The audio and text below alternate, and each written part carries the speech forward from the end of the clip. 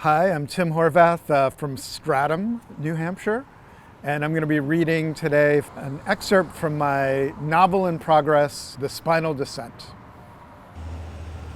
Years later, Leonard would try to pinpoint when it was that he had come up with the notion of composing night. Not composing at night, though being an insomniac and peripatetic, he did that often enough, sometimes staying up till dawn and sleeping half the day. And not merely writing nocturnes, a little nacht musique, and so on, works that nodded to night, flirted with it.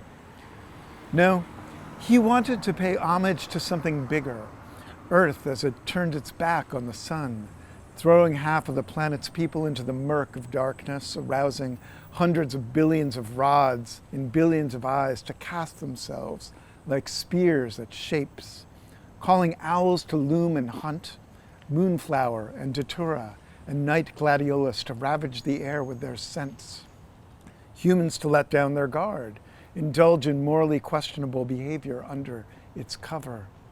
He loved to wander in it as though it were its own place, a kind of ocean in which he could swim boundlessly, could hear sound ever more crisply, undistracted by daytime's detritus, and thus, where composing became easier, the notes coming more readily to him. But even that was not enough. He wanted more. No, what he wanted was to compose as night itself would have composed. Chopin had tried gamely. Chopin, he decided, had dabbled in nighttime, stayed up late, poked his head into where night's narrow neck swallowed all light, the barrier of the epiglottis past which one couldn't see.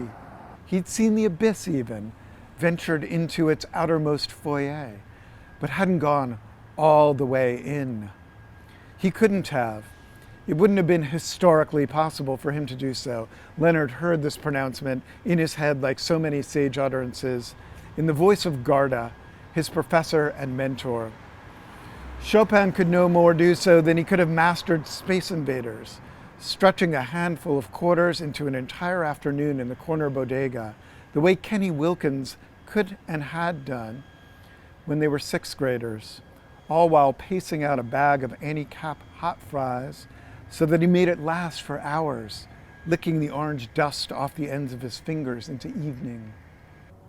Kenny said it was his secret weapon, that orange dust, that it gave his fingers the kick they needed, a little bit of extra grip. Between licking his fingers and then grabbing the joystick and then eating more, it was as if he was licking the joystick. But rather than finding this gross, Leonard came to think of it as being a brilliant technique, like the way a ball player might have a secret ritual, a shrouded gesture or tick that only they knew about. We will destroy the aliens and defend the planet with orange dust, he thought, though it was kind of gross too. Garda had met all the names in their textbook. Ligeti, Stockhausen, Xenakis, Nono, Cage, Barrio, Reich, Glass. They weren't just names, they were actual people doing human-y things.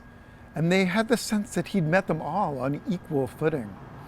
Sure, Garda wasn't as well known as anything but a household name, but this they knew was just false modesty.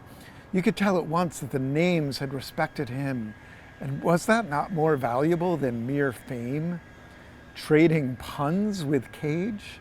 Sending a bottle back to the kitchen with Nono because it reminded Luigi, yes, they were on first-name basis, of a time in his youth that the garbage workers, the Netterbinos, had gone on strike. What price tag could you put on these experiences? And in conveying them, Garda didn't seem boastful, did not place himself above them, but rather seemed to be welcoming them in, as if you were sharing a bottle of wine with you, and you were on the side of the workers, uncorking that bottle with them on the picket line while the trash teetered and the alleys festered, as if you might have been there yourself, hanging out with him and Nono, had you only been slightly luckier to have been born into that time and place, but still you were pretty damn lucky to be able to hear about it. Just one degree of separation from those who were there. I can remember writing in elementary school. remember, reading voraciously at first, and it seemed like a natural extension of that. Created this series, The Adventures of Peter Chesapeake. That was the first one, handwritten in giant bubbly letters.